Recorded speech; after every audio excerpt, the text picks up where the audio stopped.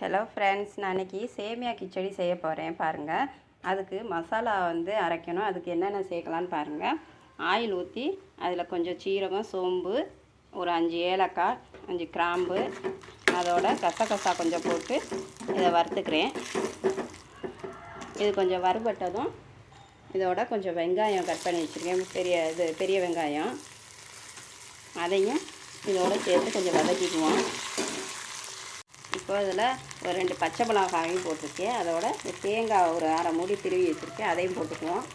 இந்த மசாலா இன்றைக்கி மதியம் வெஜ்ஜு பிரியாணி செய்ய போகிறேன். அதுக்கும் சேர்த்து தான் இந்த மசாலாவை செய்கிறேன். இது நல்லா வதங்கட்டும். இது நல்லா வதங்கிருச்சு. இதை ஒரு 10 நிமிஷம் நம்ம ஆற வச்சுக்குவோம். ஸ்டவ் ஆஃப் பண்ணிவிட்டு ஆற வச்சுக்குவோம். ஆறுனதும் நல்லா நைஸாக இதை மிக்சியில் போட்டு அரைச்சி எடுத்துக்கிறணும். கடாய் வச்சு எண்ணெய் ஊற்றியாச்சு. இப்போ இந்த எண்ணெய் சூடானதும் சின்னதாக ஒரு பட்டையும் சின்னதாக பிரியாணி இலையும் ஒன்று போட்டுக்குவோம். ரொம்ப போட தேவையில்லை, ரொம்ப வாசமாக இருக்கும். பாருங்கள், இது கேரட்டு, பீன்ஸ் எல்லாம் நல்லா பொடியாக கட் பண்ணி வச்சுருக்கேன். இந்த எண்ணெய் சூடாயிடுச்சு. இப்போ இதில் இந்த ஆனியனை கொஞ்சம் போட்டுக்குவோம். அது கூட இந்த தக்காளியும் சேர்த்துக்குவோம். வெங்காயம், தக்காளி எல்லாம் நல்லா மசிஞ்சிருச்சு. இப்போ இதில் கருவேப்பிலை போட்டுக்குவோம். அதோட இந்த பீன்ஸு, கேரட்டு இதை கொஞ்சம் போட்டுக்கலாம். இது எல்லாத்தையும் நல்லா வதக்கணும் ஃபஸ்ட்டு. இப்போ இதில் இஞ்சி பூண்டு பேஸ்ட் கொஞ்சம் போட்டிருக்கேன். அதோட மஞ்சள்தூள் ஒரு 1/4 ஸ்பூன் போட்டுக்குவோம். இதுக்கு தேவையான அளவு உப்பு போட்டுக்கலாம். இந்த வெஜிடபிள்ஸுக்கு தேவையான அளவு உப்பு. இதோட ஒரு 1/4 ஸ்பூன் மிளகாத்தூள் சேர்த்துக்கிறேன். இது எல்லாத்தையும் நல்லா சேர்த்து வதக்குவோம். ஃபஸ்ட்டு கொஞ்சம் நேரம் தண்ணி ஊற்றாமல் கொஞ்சம் வதக்கிக்கிறோம் அதை. இப்போ இதில் கொஞ்சமாக தண்ணி விட்டு இந்த பீன்ஸும் கேரட்டும் வேகிறதுக்கு கொஞ்சமாக தண்ணி விடுவோம், ரொம்ப விட வேணாம். பாருங்கள், இந்த மசாலாவை நல்லா பேஸ்ட்டாக அரைச்சாச்சு. பாருங்கள், நல்லா நைஸாக அரைச்சிட்டுங்க. இதிலேருந்து கொஞ்சமாக எடுத்து இந்த காய்கறியில் சேர்த்துக்குவோம். இதில் கொஞ்சம் சேர்த்துக்குவோம். இதுக்கு ரொம்ப இது சேர்க்கக்கூடாது, லைட்டாக சேர்த்தாலே போதுங்க. சேமியா கிச்சடிக்கு ரொம்ப சேர்க்காமல் லைட்டாக தான் சேர்க்கணும்.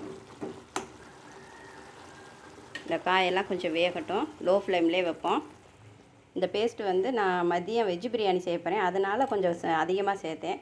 நீங்கள் சேமியா கிச்சடி மட்டும் செய்கிறதுனா வெறும் தேங்காய் மட்டும் கொஞ்சமாக அரைச்சி சேர்த்திங்கன்னா போதும். ஒரு 2 பாக்கெட் சேமியா எடுத்து வச்சுருக்கேன் பாருங்கள். இது ஒரு 5 பேருக்கு சாப்பிட்லாம்.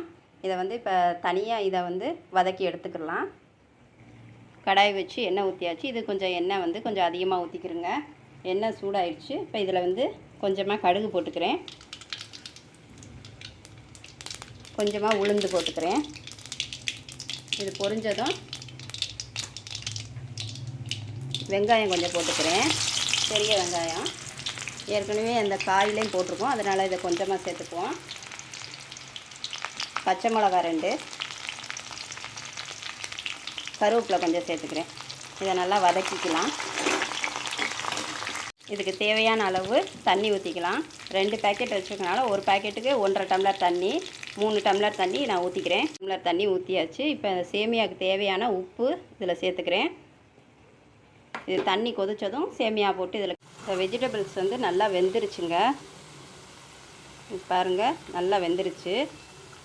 இந்த கிரேவியும் கொஞ்சம் ட்ரை ஆயிடுச்சு. இனி ஸ்டவ் ஆஃப் பண்ணிடலாம். ஆஃப் பண்ணிவிட்டு சேமியா வெந்ததும் அதில் இதை சேர்த்துக்கலாம். தண்ணி கொதிச்சிருச்சு. இப்போ இதில் சேமியாவை போட்டுக்கலாம்.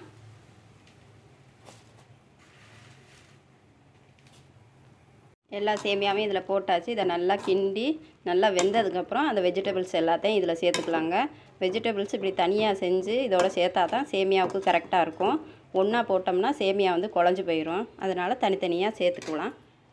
சேமியா பாருங்கள், தண்ணியெல்லாம் வற்றி நல்லா வெந்து வந்துருச்சு. இப்போ இதில் அந்த வெஜிடபிள்ஸை சேர்த்துக்கலாம். வெஜிடபிள்ஸ்லாம் இதில் சேர்த்தாச்சு. இது எல்லாத்தையும் சேர்த்து நல்லா கிண்டி விடுவோம்.